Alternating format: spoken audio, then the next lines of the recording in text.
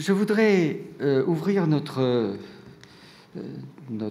étude de ce matin par une parole du Christ que nous trouvons dans l'Évangile selon Marc au chapitre 8 et au verset 34. Marc 8, verset 34. Jésus appela la foule avec ses disciples et leur dit : « Si quelqu'un veut me suivre, qu'il se renie, qu'il se charge de sa croix et qu'il me suive. »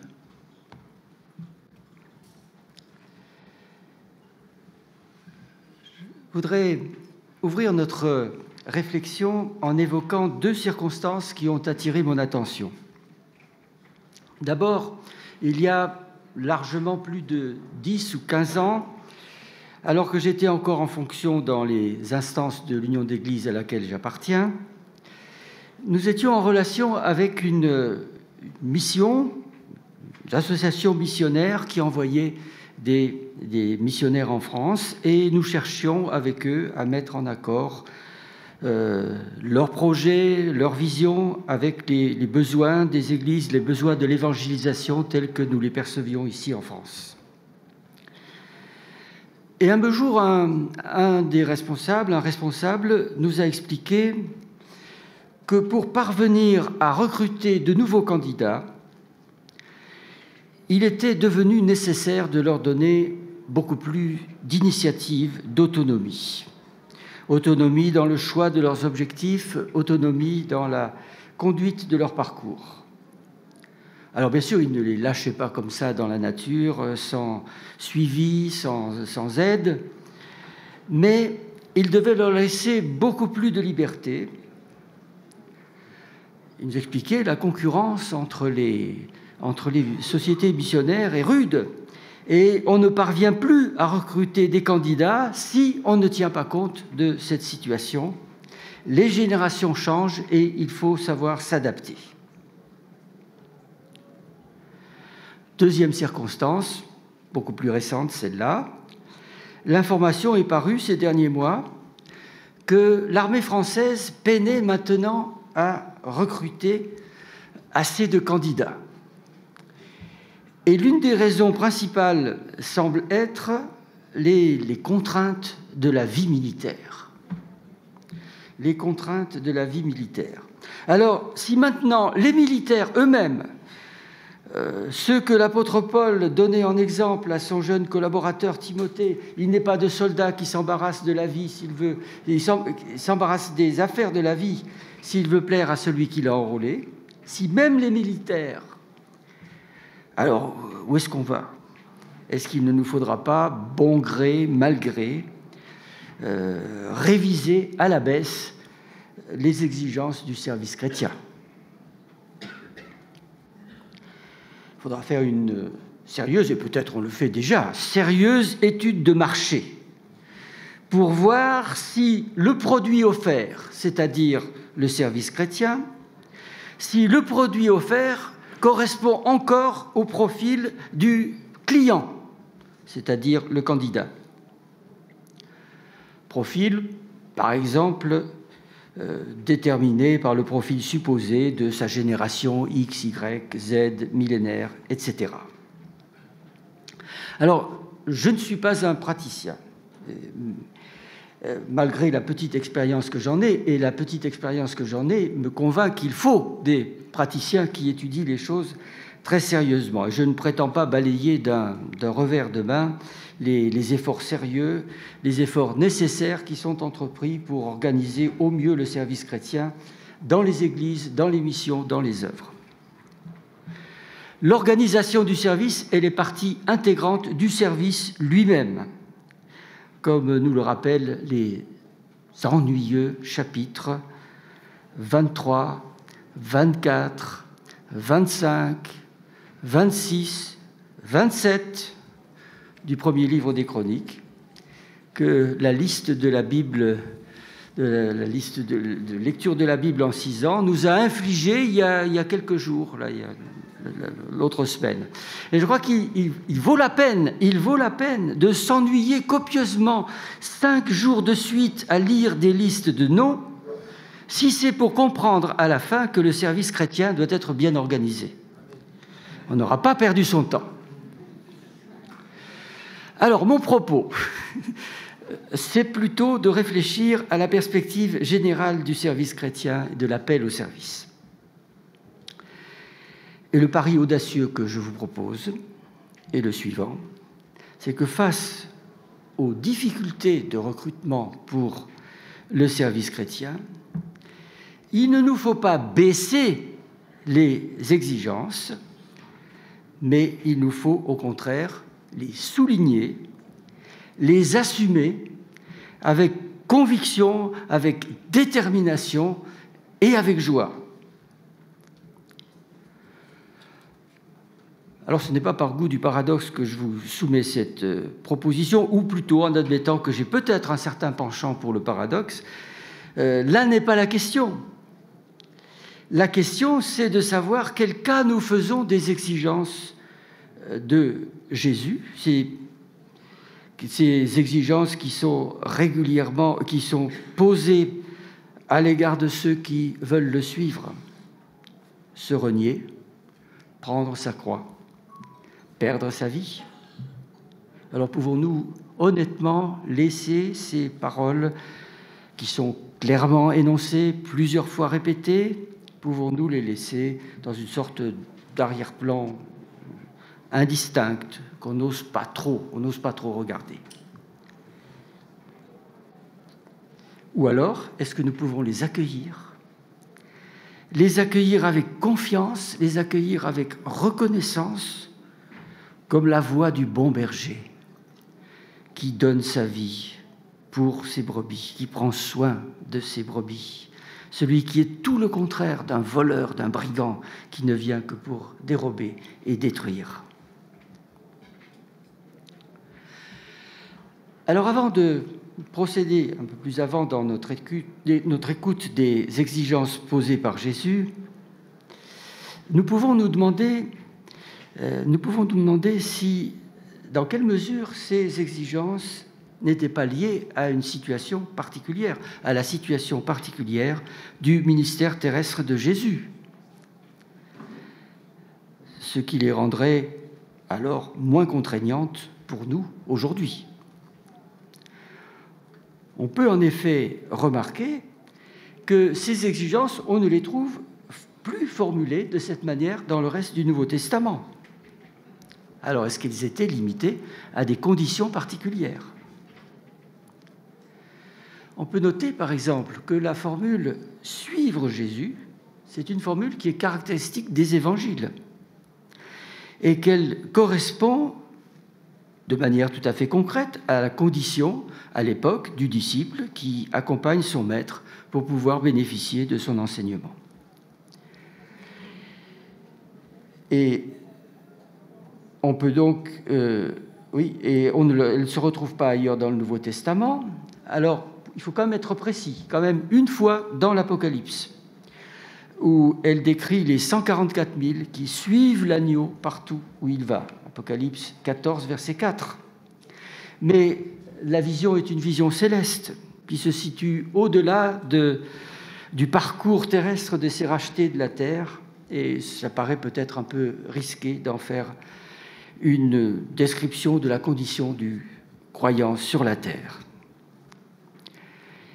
Mais à propos de cette disparition de l'expression « suivre Jésus », on peut faire 3 observations. Je vous propose de faire les 3 observations suivantes.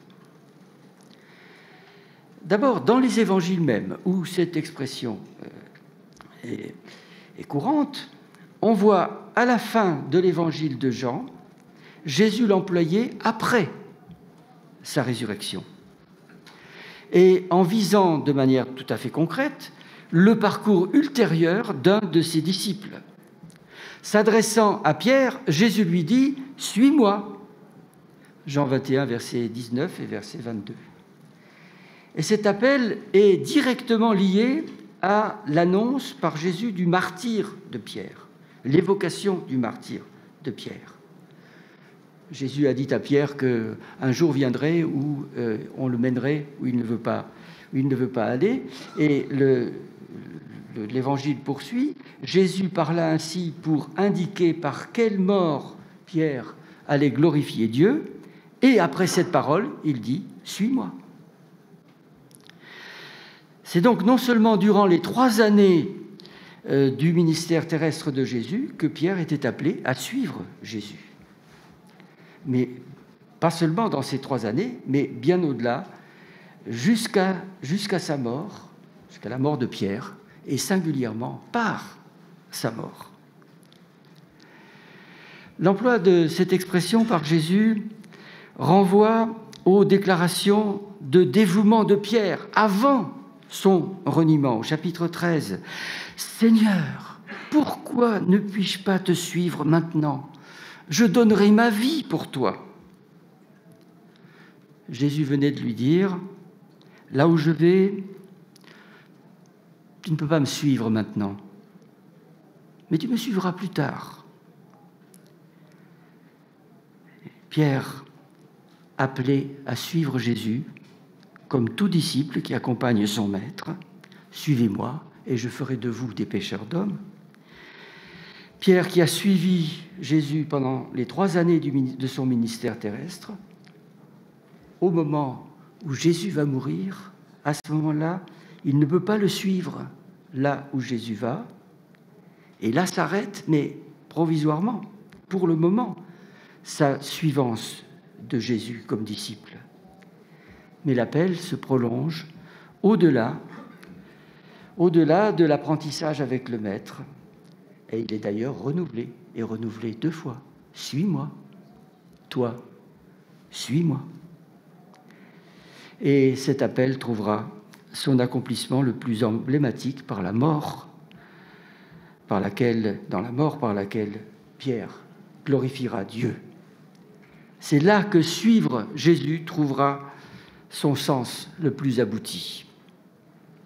Ça, c'était ma première observation. La deuxième, si l'expression « suivre Jésus » est habituellement réservée à la période du ministère terrestre de Jésus, le nom de disciple qui lui correspond, c'est le disciple qui suit son maître, ce nom de disciple n'est pas limité au récit des évangiles.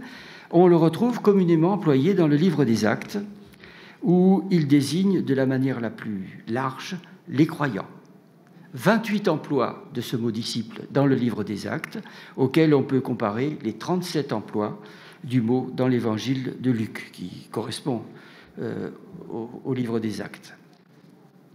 Et ce terme, dans le livre des Actes, loin d'être réservé à des personnes qui étaient disciples de Jésus auparavant, ou loin d'être réservé à des catégories personnelles de responsables, c'est le terme le plus commun pour désigner le chrétien de base, le chrétien lambda.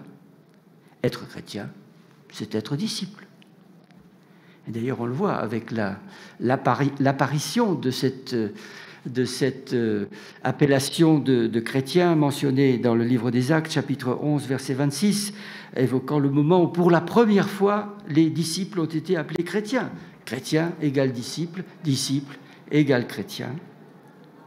Et dans son livre, Luc va continuer à appeler les chrétiens des disciples. Alors, cette généralisation de l'emploi de la qualification de disciple après le ministère de Jésus peut être rapprochée aussi de la manière dont sont désignés dans les évangiles les destinataires de la parole de Jésus. Si quelqu'un veut me suivre, qu'il se renie, qu'il se charge de sa croix.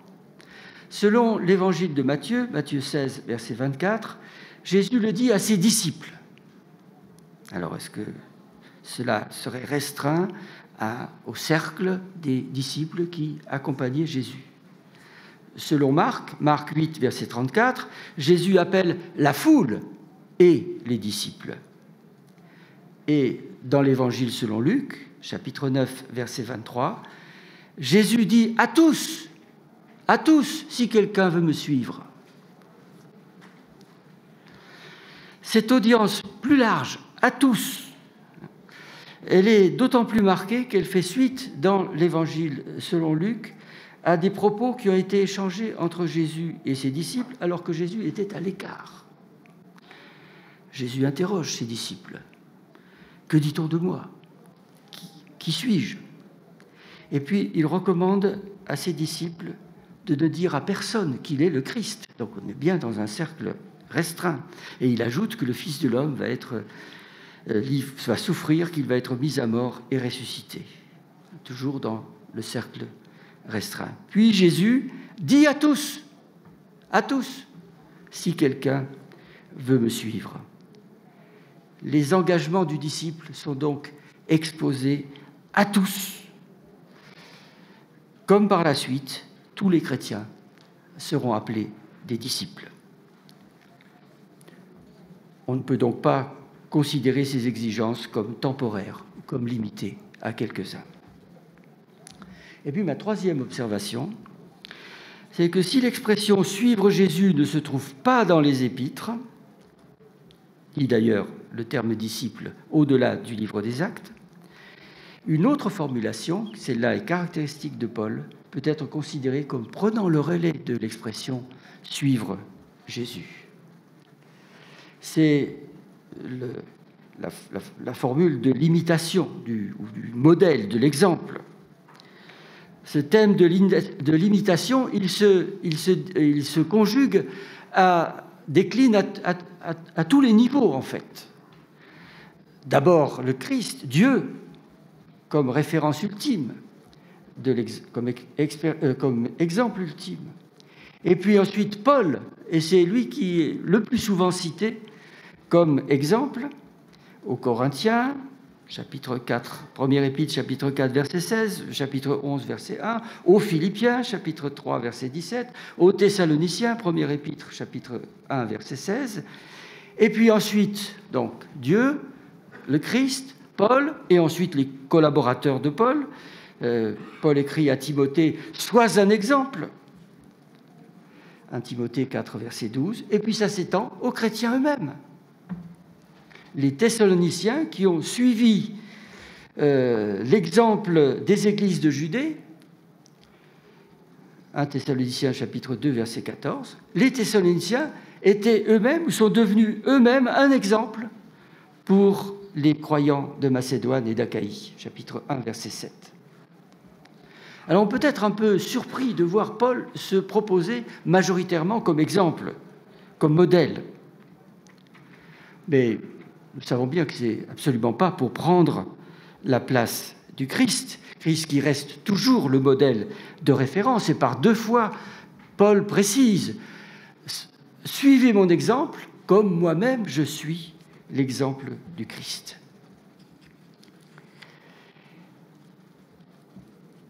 Et d'autre part, on peut dire pourquoi Paul se cite si souvent comme exemple. Bien, c'est un exemple beaucoup plus immédiat, concret, facile à vérifier.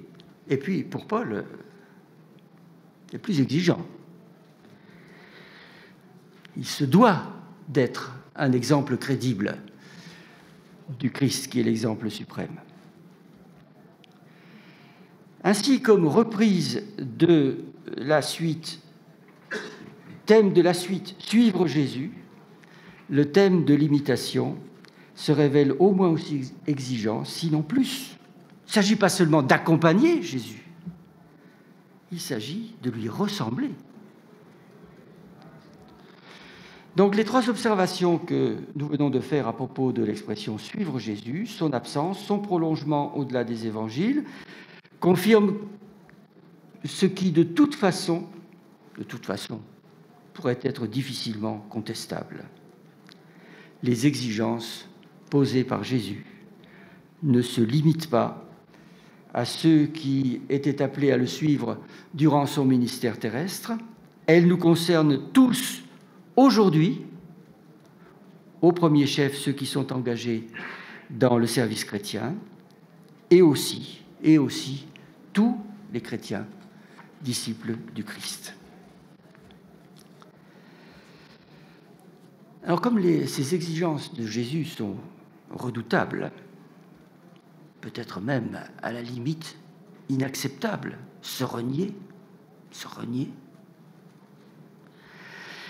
il est essentiel, avant de tenter d'en évaluer plus précisément la portée, il est essentiel de les situer dans le cadre général de l'action de Dieu et de sa grâce envers nous.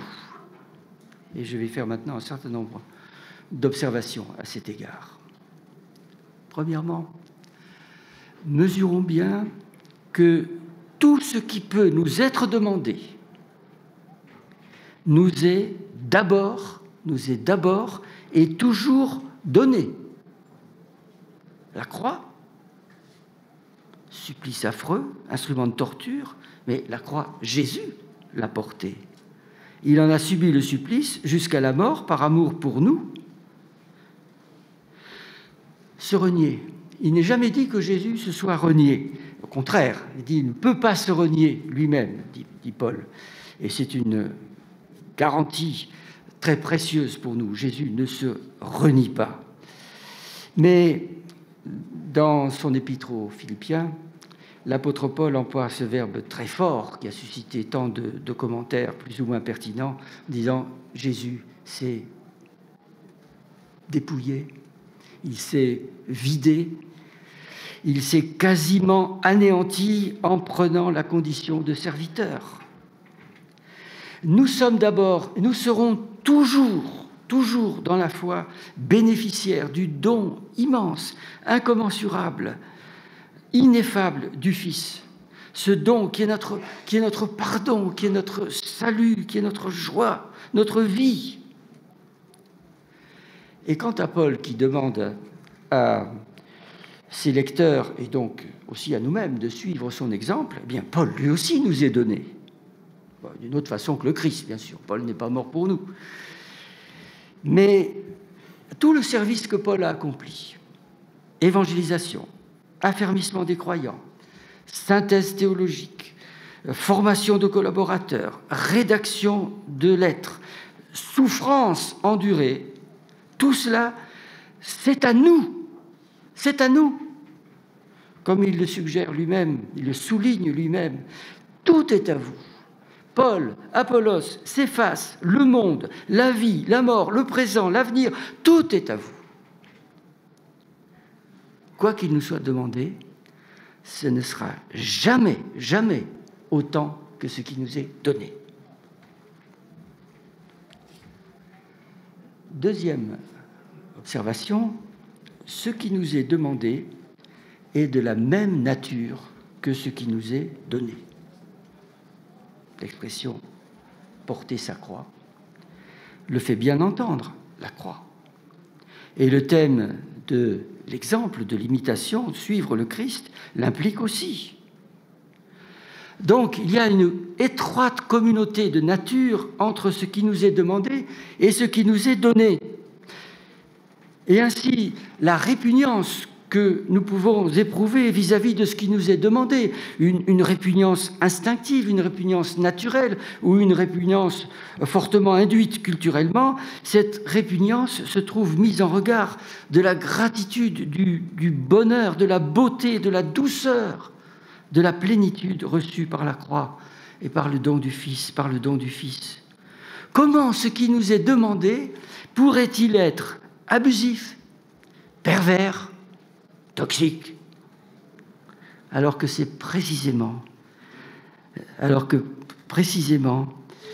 c'est tout cela qui fait notre bonheur et notre salut en tant que don que Dieu nous fait.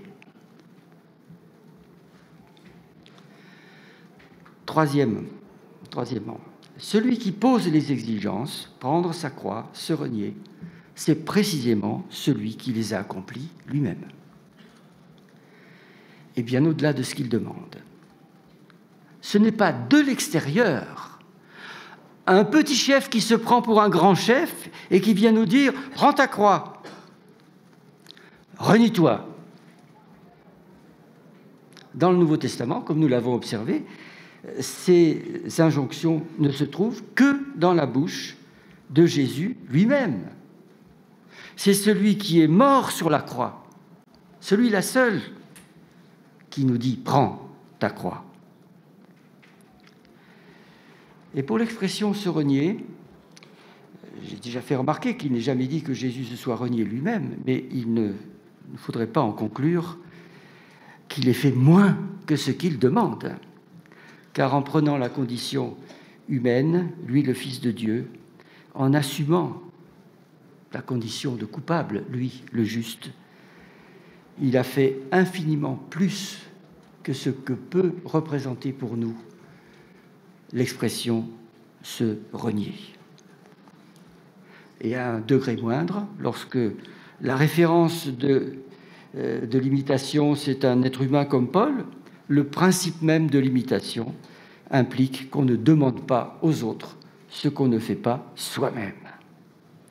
Et ces trois aspects forment un tout et sont indissociables de l'appel à suivre le Christ. Et ce sont certainement les plus forts il me semble que ce sont les plus forts pour nous aider à surmonter la répugnance, la difficulté à l'égard des formules employées par Jésus.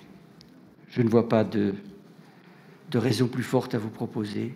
Nous sommes et nous serons toujours d'abord des bénéficiaires. Ce qui nous est demandé est étroitement apparenté à ce qui nous est donné. Et celui qui demande, c'est celui-là même qui a donné et qui s'est donné lui-même pour nous. Et je voudrais encore présenter un quatrième motif pour accueillir ces paroles si fortes. En nous demandant beaucoup, elle nous montre tout le prix que nous pouvons ou devons attacher à la vocation qui nous est adressée. Nous sommes ainsi faits que nous n'accordons vraiment de prix qu'à ce qui nous coûte. Les psychanalystes le savent bien. Ils se refusent à envisager une analyse sans participation financière conséquente. Le prix qu'on y met fait partie de la démarche thérapeutique. Alors évidemment, si la seule valeur thérapeutique, la seule valeur effective de la chose, c'est le prix qu'on y met, ça n'est rien d'autre que du vol. Il faut bien que la chose ait une valeur en soi, pour que le prix qu'on y met ne relève pas de l'illusion et de l'arnaque. Mais le prix de l'Évangile, le prix de la grâce, le prix du salut d'une seule âme est immense. La grâce reste toujours une grâce totalement gratuite, dans le sens où nous ne pouvons rien faire pour la mériter, ni rien faire pour y ajouter. Mais Dieu a prévu que cette grâce nous coûte, à nous aussi, non pas pour y ajouter, mais pour que nous en mesurions le prix. Je fais remarquer à Ananias, lorsqu'il l'envoie chez ce redoutable Saul de Tarse, et Ananias n'a peut-être pas tellement envie d'y aller, et il lui dit, cet homme est un instrument que j'ai choisi pour porter mon nom devant les nations, devant les rois, devant les fils d'Israël, et je lui montrerai ce qu'il doit souffrir pour mon nom. La valeur de la vocation, de notre vocation de chrétien, elle est liée au prix qu'elle a coûté à Dieu.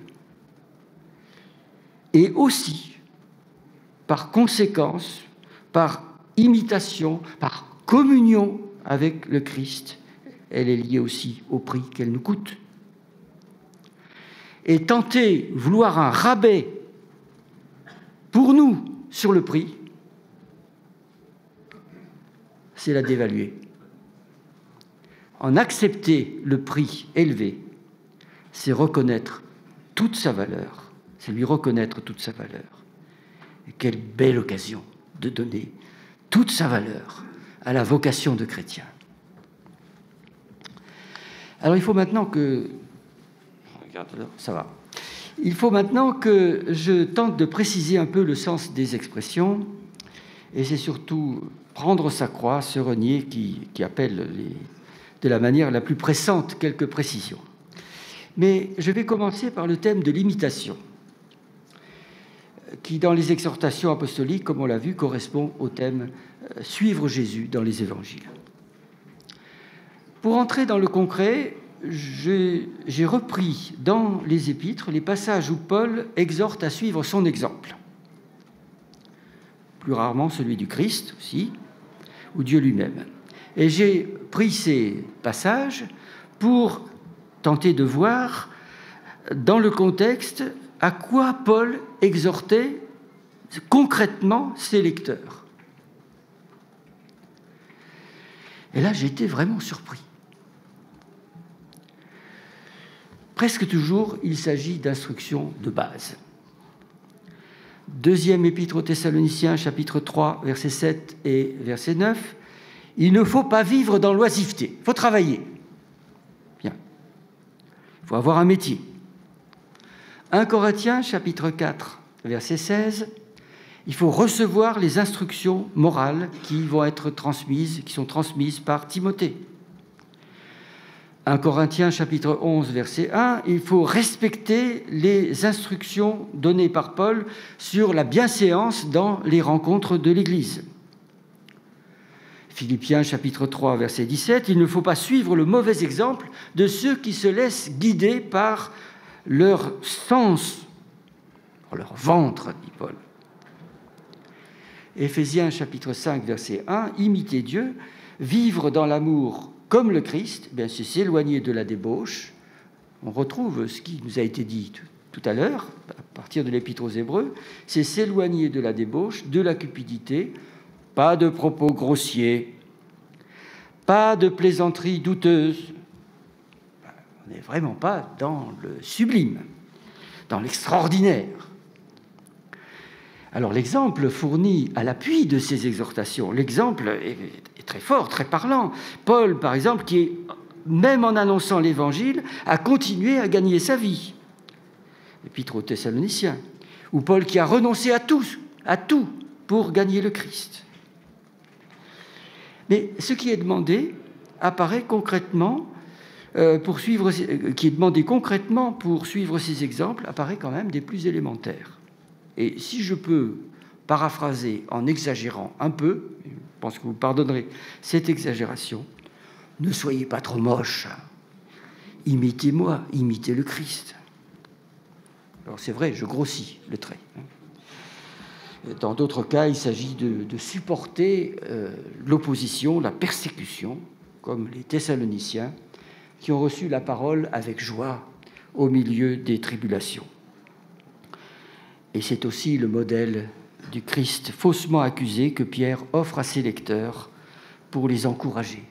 Il nous a laissé un modèle pour que nous suivions ses traces. 1 Pierre, chapitre 2, verset 21. Mais notons que là, le modèle est destiné à consoler. Il est là pour consoler, et pas pour pousser au martyre.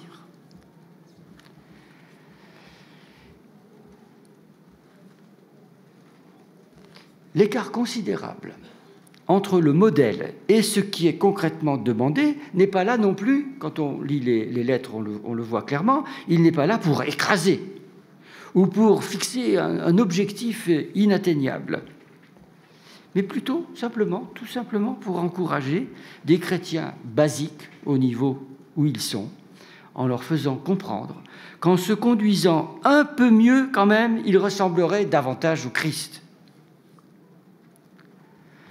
Et même dans le Sermon sur la montagne, l'exhortation qui paraît tellement redoutable, « Vous serez donc parfaits comme votre Père céleste est parfait ». Il doit se comprendre d'abord dans son contexte, où l'exhortation qui est donnée, c'est d'aimer aussi ses ennemis.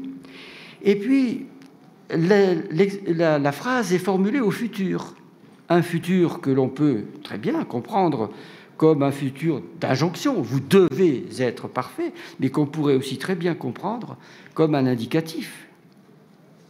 En aimant même vos ennemis, vous toucherez à la perfection même de Dieu. Quel encouragement!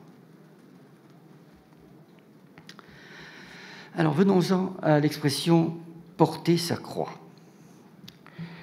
Et il faut d'abord observer, comme pour l'expression « se renier », qu'il s'agit d'expressions fortes ramasser, comme Jésus en employait souvent. Et que le propre, et certainement l'intention de ces formules, c'est de frapper l'esprit du récepteur, de remuer, même aussi de choquer, et de rester ainsi inoubliables.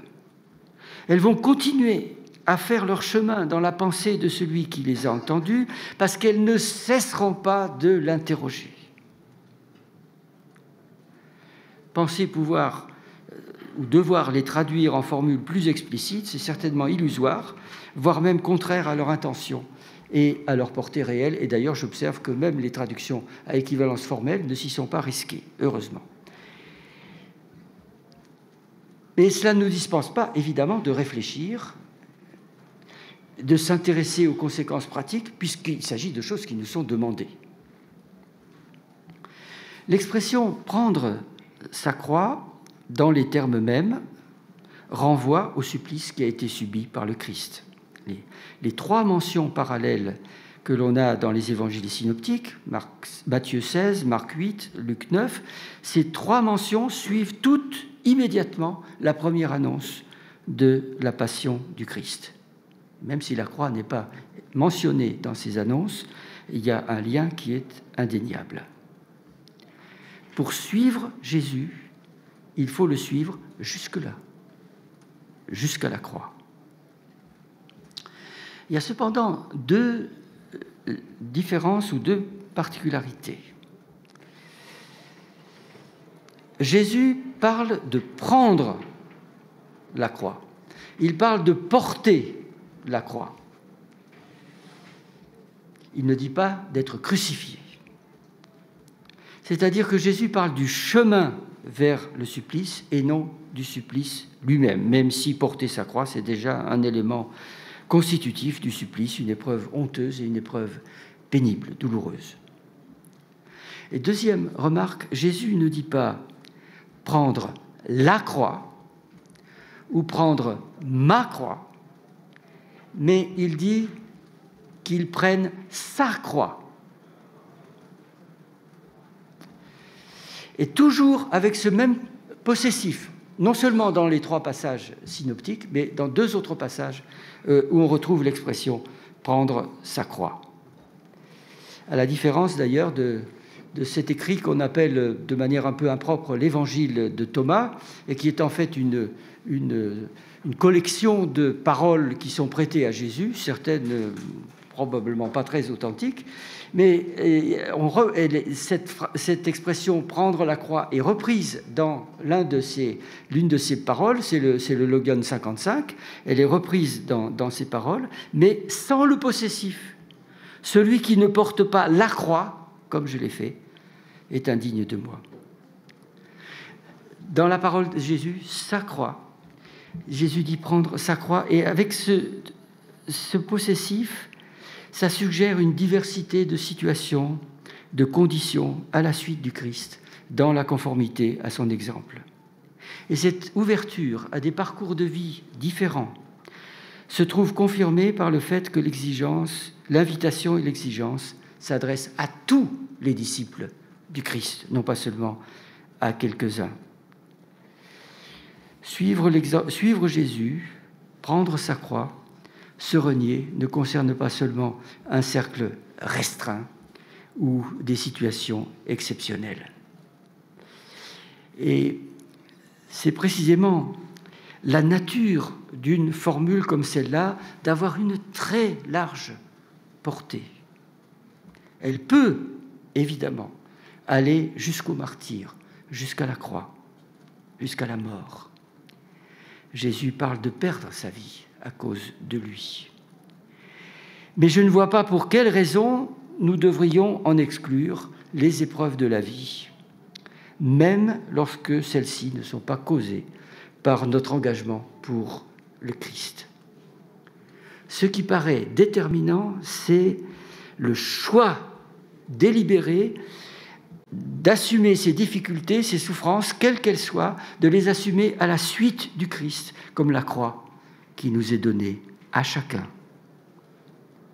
Parce que prendre sa croix peut en effet vouloir dire faire des choix qui risque de m'occasionner des souffrances, comme répondre à telle ou telle vocation, mais cela peut aussi signifier adopter vis-à-vis de mes difficultés, adopter vis-à-vis de mes épreuves, une attitude positive, choisir de les assumer plutôt que de les subir et de me voir ainsi prendre ma croix à la suite de Jésus, à la suite de mon Seigneur.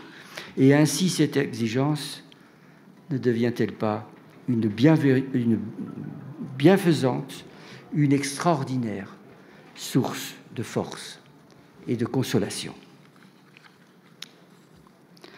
Alors venons-en maintenant à l'injonction « se renier ». Je me suis rangé à cette traduction qu'on trouve dans la Nouvelle Bible Second et dans la Tob, et je vais vous expliquer pourquoi. Le verbe qui est employé, il y a deux verbes voisins, je n'entre pas dans le détail du grec, mais ces verbes sont employés de manière très majoritaire en rapport avec le reniement du Christ, renier le Christ.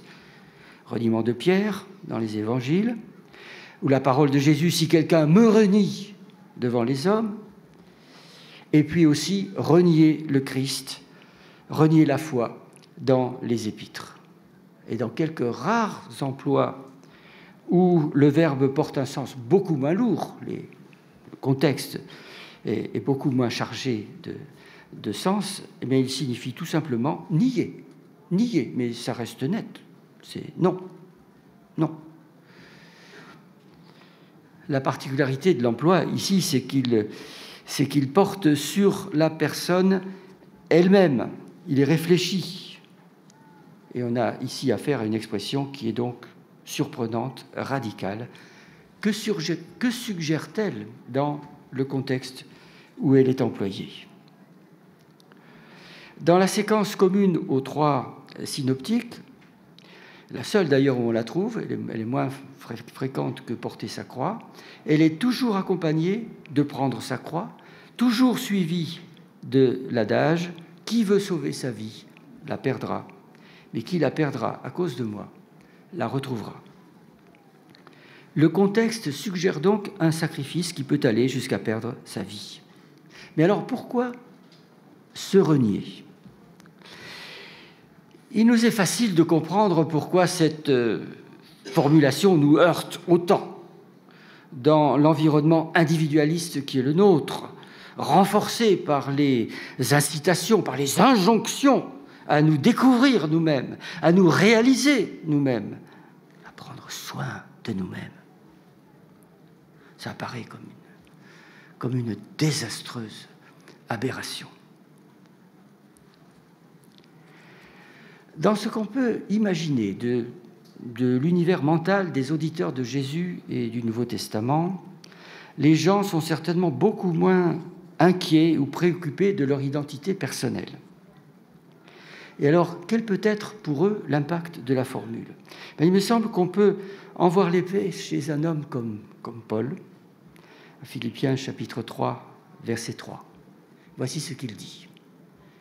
Si quelqu'un croit pouvoir se confier en lui-même, je le peux davantage, moi, circoncis le 8e jour, de la race d'Israël, de la tribu de Benjamin, hébreu, né d'hébreu, pour la loi, pharisien, pour le zèle, persécuteur de l'Église, quant à la justice, selon la loi, irréprochable.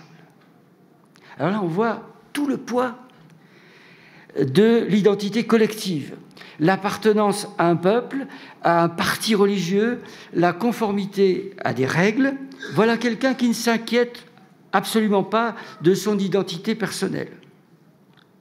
Aucune insécurité, aucune recherche inquiète ou passionnée de soi.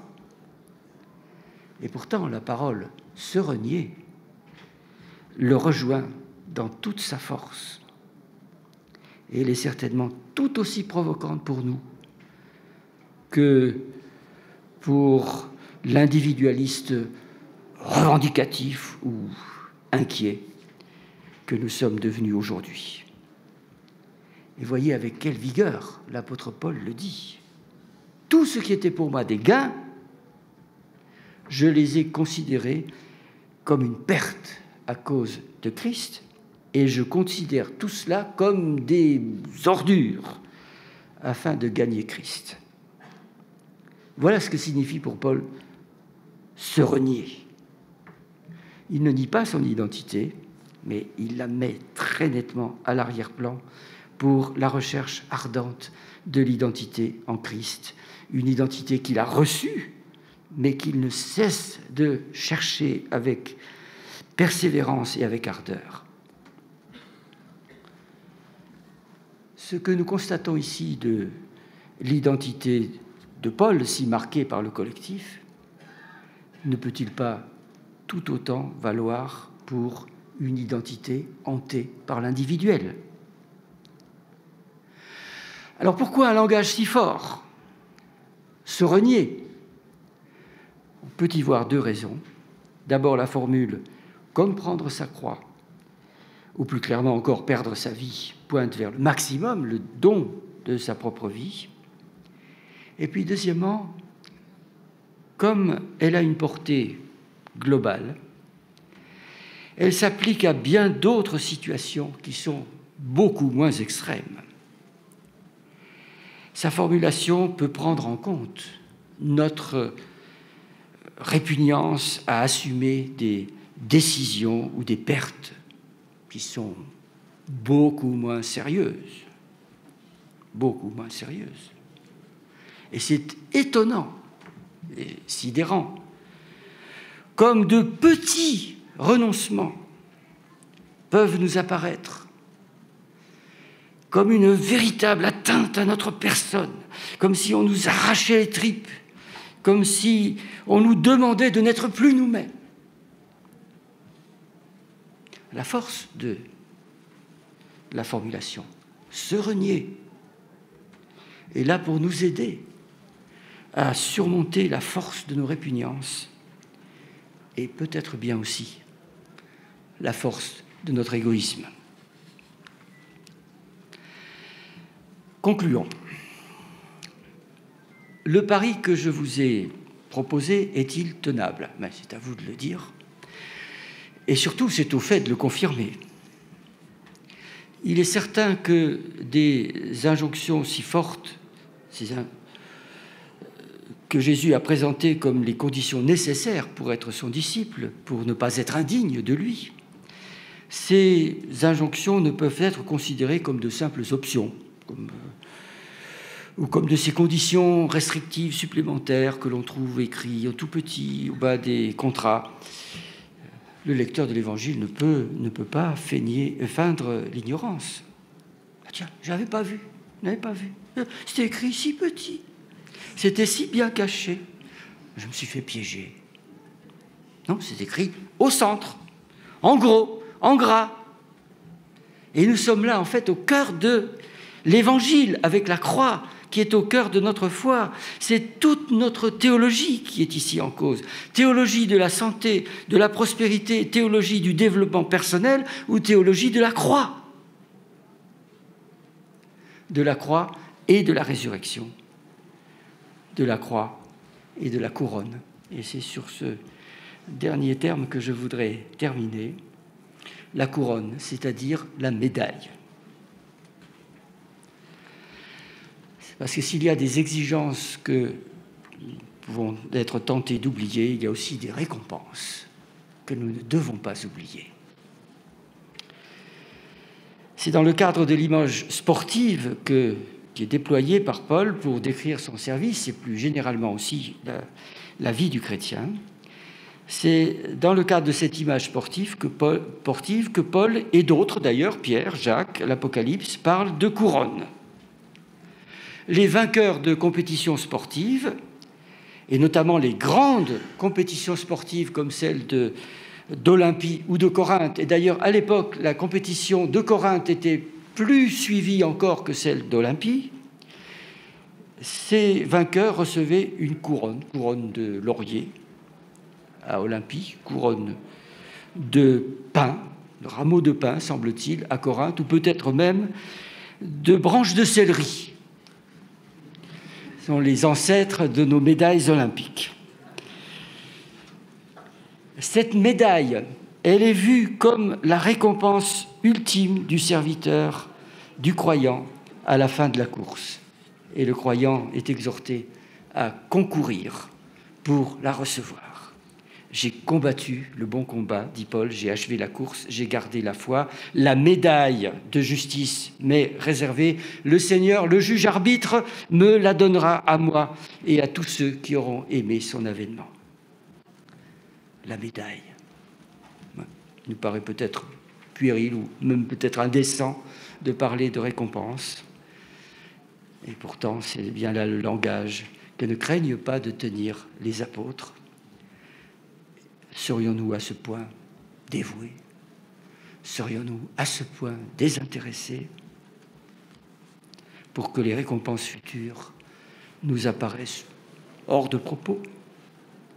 Jésus lui-même l'affirme, affirme l'auteur de l'Épître aux Hébreux. C'est en vue de la joie qui lui était réservée qu'il a enduré la croix. Chapitre 12, verset 2. La couronne et la croix. La croix et la couronne. Quelle belle tâche.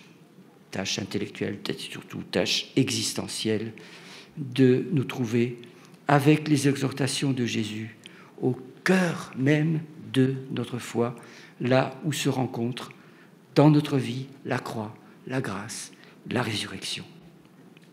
Il s'agit simplement de prendre les choses à l'endroit,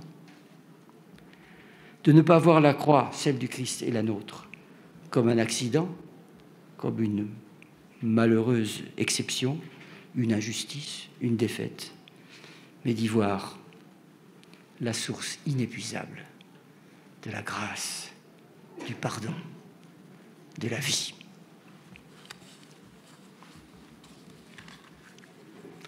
J'ai terminé.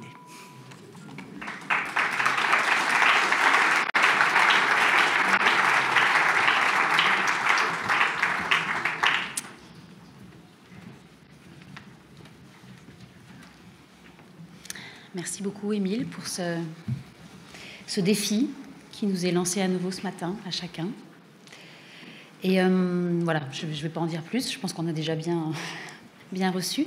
Et alors maintenant, il y a une petite surprise et j'aimerais inviter Christophe Paya à...